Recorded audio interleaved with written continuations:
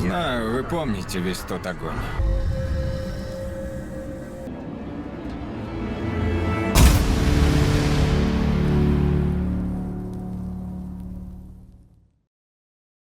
Только мертвые видели конец войны. Джордж Сантаяна. Иллюстрация ада, но не путешествие в него. Безупречная драматургия, которая не решилась заполнить себя. Фильм мастерски снят и уважает своего зрителя. Он сложный, он умный, но он останавливается там, где должен был погрузиться в глубину. Авторы устанавливают предел реалистичного военного триллера, за которые не переступают. Авторы вдохновляются темными тропами книжной повести «Сердце тьмы» Джозефа Конрада и антивоенной кинопритчей «Апокалипсис сегодня», но не решаются пройти их путь. Этот путь требует не только таланта, но и смелости, чтобы задавать неудобные вопросы и не давать простых ответов. Это мощная, но осторожная иллюстрация ада, и не само путешествие в него. Картина увлекает с первых кадров, завораживает мастерски созданным напряжением, аутентичной атмосферой, высоким уровнем психологической сложности и действительно живым актерским ансамблем. Актерская игра погружает, заставляет сопереживать, сочувствовать, заставляет слушать каждую реплику. Эта игра актеров настраивает как камертон мрачную симфонию сложного реализма, в которой актеры не просто играют свои роли, они становятся голосом в выдающемся оркестре. Режиссура и операторская работа — это высочайший уровень мастерства, настолько редкий в наши дни, что не заметить его просто невозможно. Картина будто бы берет зрителя за руку и приглашает в клаустрофобный танк вместе со своими героями, не отпуская до самого финала. Съемки в тесном танке — это эталон киноискусства. Режиссер и оператор сделали из танка не декорацию, метафору гроба, а главного персонажа. Каждый кадр железной машины дышит металлом. Камера передает тактильное ощущение прикосновения брони, духоту тесного пространства кабины, пот на лицах героев, запах солярки, пороховой гари становится запахом фильма. Я считаю этот фильм проявлением режиссерской зрелости и мастерства Денниса Ганзеля. Это безупречный творческий контроль. Это безупречно слаженная работа всей съемочной группы. Но, к сожалению, эта кинематографическая высота имеет свои пределы и выбор заданной меры. Первым симптомом, первым сигналом становится сцена подводного перехода, когда танк погружается на дно реки. Река — это не водная преграда, а погружение в подсознание. Но авторы не развивают эту идею. Такое впечатление, что авторы не осознали или не поверили в свою же метафору. Река — это переход в загробный мир. Но зрителю это станет понятно только тогда, когда он увидит финал и поймет, что же происходит на самом деле. Но, как я и сказал, авторы не поверили в свою же метафору.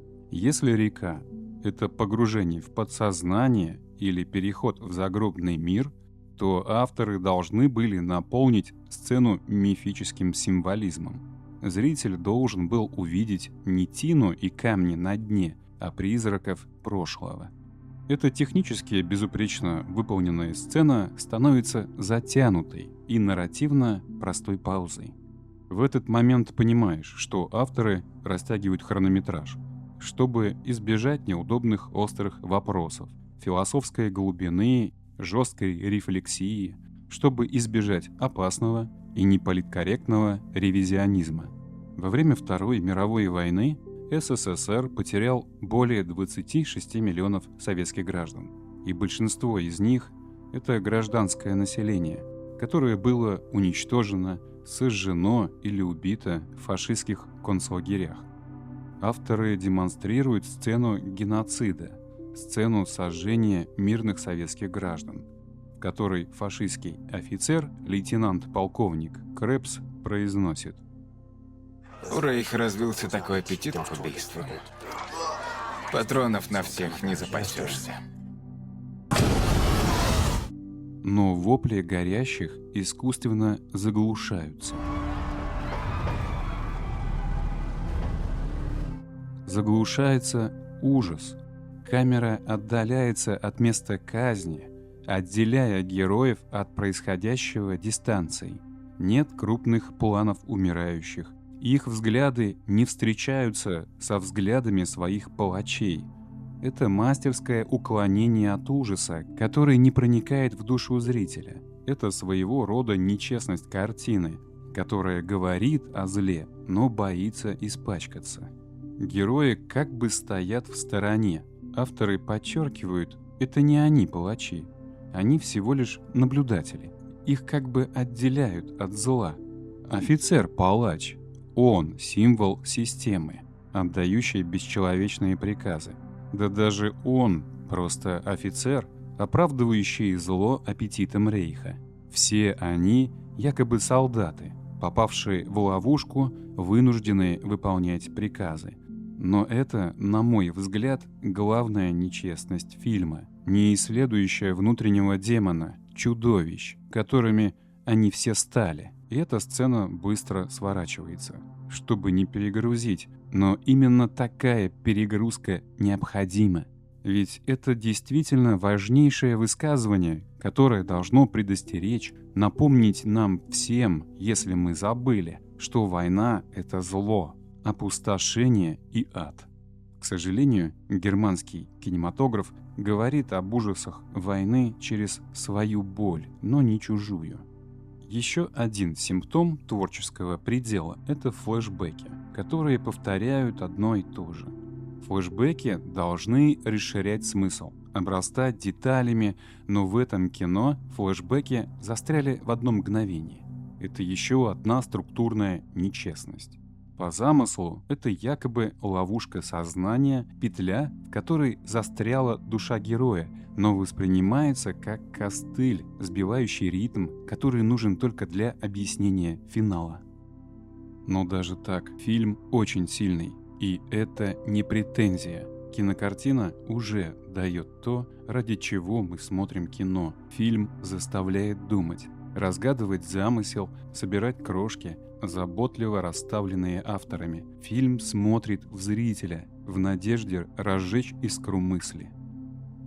Финал картины умный и логичный. Безрукий офицер — это покалеченная душа героя, его совесть, то, от чего он отказался, став бездушной машиной, бездушным железным тигром, выполняющей функцию смерти. Пылающая печь — это переход в ад души, которая упрямо отказывается умирать, упрямо отказывается принять истину. Но это работает только на уровне идеи, а не философского катарсиса. Если в «Апокалипсис сегодня» Фрэнсиса Форд Копполы финал был цельный, долгий, глубокий, мучительный, исследующий мрак, то здесь это просто объяснение, которое не дает пережить переход духовного состояния. Да, финал логичный, умный, но он простой и короткий. К сожалению, центральная тема и раскрытие смысла, что каждая человеческая жизнь ценна и спасение жизни — это единственное возможное искупление, остаются за кадром. Главный герой, лейтенант Филипп Геркинс, не чувствует вины, не чувствует раскаяния, ни ответственности, а только сожаления. Это главная этическая слепота фильма. Авторы путают сожаление с раскаянием, а, возможно, они и не закладывали таких смыслов. Главный герой жертвует всем экипажем. Мы одни, и наше время почти вышло, Филипп! Отдай чертов приказ! Отдай чертов приказ, Филипп! Для него они — это часть танка, часть приказа, но не люди. Герой видит только приказ, свою семью, свою смерть. Это самый настоящий эгоцентризм смерти. Это повесть о человеке, который мог спасти свой экипаж, но выбрал смерть. Это его путешествие в ад за службу нацистам. Это наказание за то, что он отказался от своей человечности, когда мог ее проявить. Деннис Ганзель и Колин Тиван создали безупречную драматическую архитектуру, но не решились ее заполнить. можно ли назвать этот кинофильм антивоенной притчей. Я был его виноделом. Да, тогда это твоя вина. Его земля, его виноград. Его солнце, его ветер, его дождь.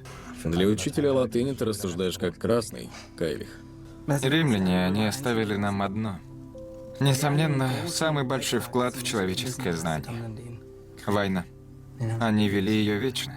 Не для покорения чужих, а для контроля своих. Римляне вечно воюют за Рим без отдыха. Чтобы учитель латыни, виноделы и машинист поезда оказались в той же ловушке, ничего не поделать. Приказы надо выполнять. Забыть, кем был раньше и что любил. Мы выполняем приказы, чтобы защитить семьи. Приказы — все, что у нас есть. Без них все рухнет. Армия, общество, все. Знаете, я не могу дать односложный ответ. Скорее, это притча о смерти, посмертная агония души, но не как разрушение человеческого в человеке, а как военная драма с антивоенными декорациями. Это притча о человеке, который остался солдатом даже после смерти.